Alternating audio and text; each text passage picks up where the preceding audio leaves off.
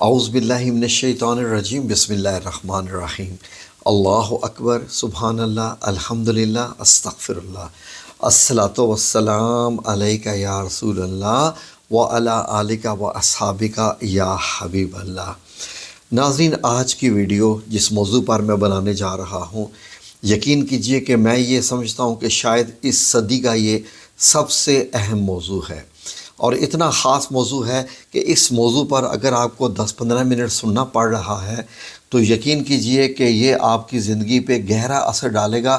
لہٰذا سننے والے تمام ناظرین سے میری گزارش ہے کہ اس ویڈیو کو فارورڈ مت کیجئے گا، اور اگر وقت نہیں ہے تو بعد میں دیکھ لیجئے، لیکن ایک ہی نشست میں دیکھیے، بڑا کچھ اس میں آپ کو سمجھنے کو اور سننے کو ملے گا۔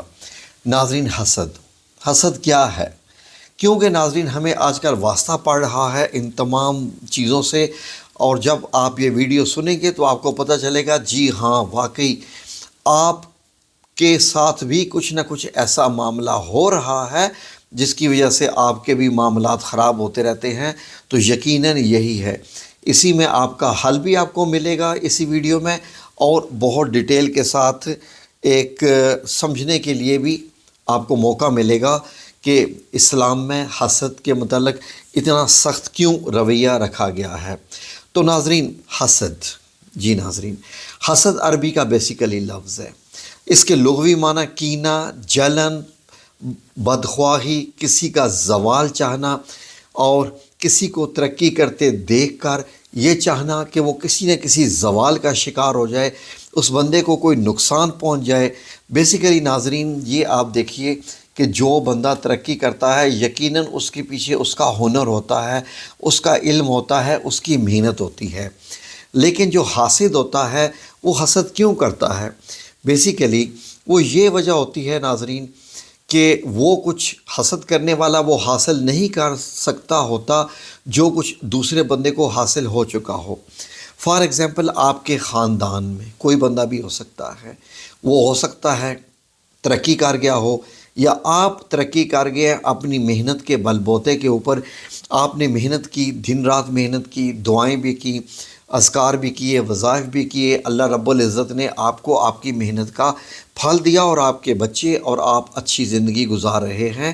جبکہ کوئی اور ایک آپ کے گلی میں، محلے میں، خاندان میں، رشتہ داروں میں، پڑوسیوں میں، کچھ بھی کوئی قریب جو آپ کو مانیٹر کر رہا ہے، اور وہ ہر وقت دیکھتا رہتا ہے کہ آپ ماشاءاللہ ایک اچھی زندگی گزار رہے ہیں، خوش نظر آتے ہیں، صحت مند نظر آتے ہیں، ترقی کرتے ہوئے نظر آتے ہیں، آپ کا کاروبار بھی ترقی کرتا ہوا نظر آتا ہے، تو ناظرین وہ پھر بندہ آپ سے حسد کرنا شروع کر دیتا ہے، آپ کے لیے دل میں بغض رکھنا شروع کر دیتا ہے۔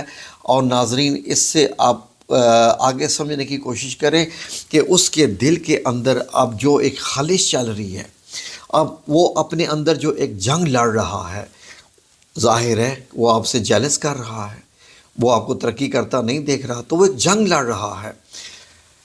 ناظرین، حسد کس کس چیز میں ہوتا ہے؟ غور کرنے کی بات ہے، کن کن چیزوں میں ہو سکتا ہے۔ فار ایگزامپل، آپ زیادہ پڑھے لکھے ہیں، کوئی آپ کے مقابلے میں پڑھا لکھا نہیں، تو آپ کے علم سے حسد کرتا ہے۔ وہ آپ کے روپے پیسے سے، آپ کے گھر سے، آپ کے بیوی بچوں سے، آپ کی نیک اور صالح بیوی سے، اور اگر نیک اور صالح بیوی سے کوئی حسد کر رہا ہے تو اس کا اچھا خاوند ہے، اس سے کوئی حسد کر رہا ہے یا کر رہی ہے۔ تو ناظرین، حسد بیسیکلی ہزار چیزوں میں ہوتا ہے۔ اب یہ بڑی ایک الگ بات ہے ناظرین کہ وہ خالی دل میں ہی سوچتا رہے یا وہ آگے کی پلاننگ کرے، کیونکہ ناظرین ہوتا کیا ہے کہ جب کوئی آپ کو ترقی کرتا ہوا دیکھتا ہے تو وہ پھر دل میں کہتا ہے اس کے پاس ایسا کیوں ہے، میرے پاس ایسا کیوں نہیں، اتنا بڑا گھر، اتنی بڑی گاڑی، جی اتنے اچھے بچے نئے کپڑے پہنتے ہیں، بیوی آئے دن برانڈز کے سوٹ پہنتی ہے، سونے پہنتی ہے، جب بھی دیکھو خوش نظر آتے ہیں، اور ہمارے اوپر سے جناب قرضے نہیں ختم ہو رہے، ہمارے اوپر سے پریشانی نہیں ختم ہو رہی، ہمارے آئے دن جھگڑے، ہمارے کاروبار بھی ڈاؤن، ہمارے یہ بھی ڈاؤن۔ تو ناظرین، بعض دفعہ کیا ہوتا ہے کہ وہ اسی آگ میں جلتا ہے اور وہ اتنا اپنا نقصان کر بیٹھتا ہے۔ ایک تو وہ پہلے اپنا نقصان کرتا ہے اور آپ کا نقصان وہ کیسے کرتا ہے، سنیے ذرا۔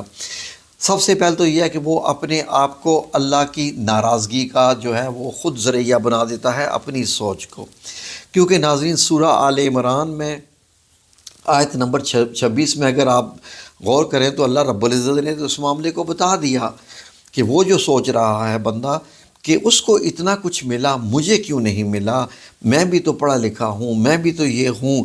تو اللہ نے کہا کہ کہو اے اللہ ملک کے مالک، تو جسے چاہے حکومت دے، جس سے چاہے چھین لے، جسے چاہے عزت بخشے، جس کو چاہے ذلیل کرے، بھلائی تیرے اختیار میں ہے، بے شک تو ہر چیز پر قادر ہے۔ یہ سورہ آل عمران کی آیت نمبر 26 ہے۔ تو ناظرین یہ دیکھیے اللہ رب العزت نے تو عزت ذلت سب اپنے ہاتھ میں رکھی ہوئی ہے۔ تو ہم کون ہوتے ہیں کہ کسی کے معاملے میں ہم یہ کہیں کہ اللہ نے اس کے ساتھ کیوں ایسا کیا، اللہ نے اس کے ساتھ کیوں ایسا معاملہ کیا۔ اب ناظرین ہم یہ سوچتے رہتے ہیں کہ کاش کہ کوئی خبر ایسی آئے، حسد کرنے والا سوچتے رہتا ہے، ہم نہیں سوچتے۔ مطلب جو حسد کرنے والا ہے وہ کوئی بھی ہو سکتا ہے، ہم سب ایک ہی تو ہیں سارے، ہم میں یہ ساری خصلتیں پائی جاتی ہیں۔ تو اس لیے میں اپنے سیغے سے شروع کرتا ہوں۔ ناظرین اگر ہم یہ سوچیں کہ نہیں کاش کہ اس کی طرف سے کوئی برائی آ جائے، وہ اتنا ترقی کر گیا ہے تو کاش کہ ایسا ہو جائے، تو ناظرین اللہ رب العزت نے سورہ الانعام میں کیا فرما دیا، سورہ الانعام میں کہ اللہ تمہیں کسی قسم کا نقصان پہنچائے تو اس کے سوا کوئی نہیں، یعنی اگر نقصان بھی کچھ ہوتا ہے آپ کا تو وہ اللہ کی طرف سے ہوتا ہے، کوئی بندہ کسی کے چاہنے سے نہیں پہنچا سکتا۔ اور آگے آیت کا ترجمہ ہے جو تمہیں اس نقصان سے بچا سکے، اگر وہ تمہیں کسی بلائی سے بہرہ مند کرنا چاہے تو وہ ہر چیز پر قادر ہے۔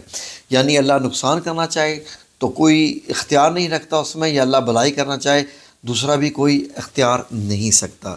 ناظرین بیسیکلی حسد ایک روحانی بیماری ہے، اس کو ہم روحانی بیماری میں لیتے ہیں۔ بعض لوگ رش کرنے کو اور حسد کرنے کو ایک ہی کیٹیگری میں لیتے ہیں، جبکہ ناظرین رش کرنا اور ہے اور حسد کرنا اور چیز ہوتی ہے۔ جبکہ رش کرنا کیا ہوتا ہے کہ ماشاءاللہ فلاں میرا بھائی بہن رشتہ دار کتنی ترقی کر گیا ہے، سبحان اللہ، اے اللہ تو نے اس پہ اپنا کرم کیا ہے، یا رب العزت مجھ پہ بھی کرم کر دے، اس کو اور عطا فرما، مجھے بھی اور عطا فرما۔ اور پھر ہم دیکھتے ہیں کہ وہ کیا کرتا ہے، کیا وہ غریبوں میں کھانا تقسیم کرتا ہے، میں بھی شروع کر دیتا ہوں۔ وہ نمازیں زیادہ پڑھتا ہے، میں بھی شروع کر دیتا ہوں۔ وہ محنت زیادہ کرتا ہے، میں بھی شروع کر دیتا ہوں۔ وہ اس کیٹیگری میں آتا ہے حسد، اور وہ رش کی کیٹیگری میں آتا ہے، وہ حسد میں نہیں آتا۔ جبکہ جو رش کرنا ہوتا ہے نا، اس میں تو آپ کو ظاہر ہے کہ آپ اپنے آپ کو ایک فیلڈ میں لائن میں اپنے آپ کو لے کے آتے ہیں کہ وہ ترقی کر رہا ہے تو میں بھی کروں گا، آپ اس کا برا نہیں چاہ رہے ہوتے۔ اب دیکھیں نا سورہ المطففین میں اللہ رب العزت نے کیا فرمایا، جو لوگ دوسروں پر بازی لے جانا چاہتے ہوں وہ اس چیز کو حاصل لے جانے کی، بازی لے جانے کی کوشش کریں۔ اللہ رب العزت کہہ رہا ہے کہ کرو، کوشش کرو۔ اور سورہ البقرہ میں اللہ رب العزت نے کیا فرمایا ہے نمبر 148 میں، پس تم بھلائیوں کی طرف سبقت کرو، بھلائیوں میں نیک کاموں میں بھی سبقت کرو۔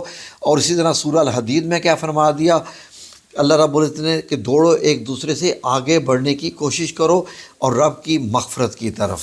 ناظرین آئیں آپ کو اس معاملے میں ایک حدیث مبارک بھی بتائیں۔ احادیث سنا کیجئے، غور سے سنا کیجئے۔ آپ کو نہیں پتہ کہ قیامت کے بعد ہمارا واسطہ نبی کریم صلی اللہ علیہ وسلم سے ہی پڑھنا ہے اور انہوں نے ہی ہماری شفاعت کرنی ہے۔ تو یہ ایک واقعہ سنیے حدیث مبارک میں سے، تو آپ کو پتہ چلے گا کہ آپ کسی سے کیسے بڑھ سکتے ہیں، بجائے اس کے کہ حسد کریں، ایک دوسرے سے کیسے بڑھ سکتے ہیں۔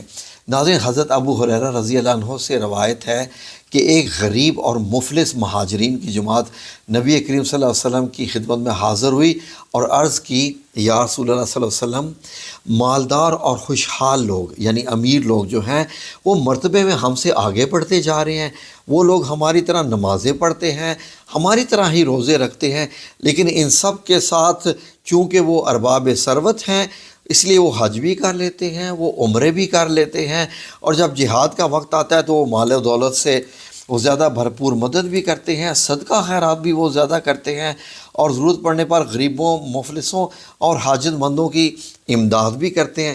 ایسی صورت میں ظاہر ہے کہ ہم ان پر سبقت نہیں لے کے جا سکتے۔ ظاہر ہے کہ مہاجرین سے مسئلہ یہ تھے کہ ہمارے پاس تو اتنے پیسے ہی نہیں ہیں کہ حج عمرہ کریں، غریبوں کی مدد کریں یا یہ سب کچھ کر سکیں، جہاد میں بھی حصہ ڈالیں وغیرہ وغیرہ۔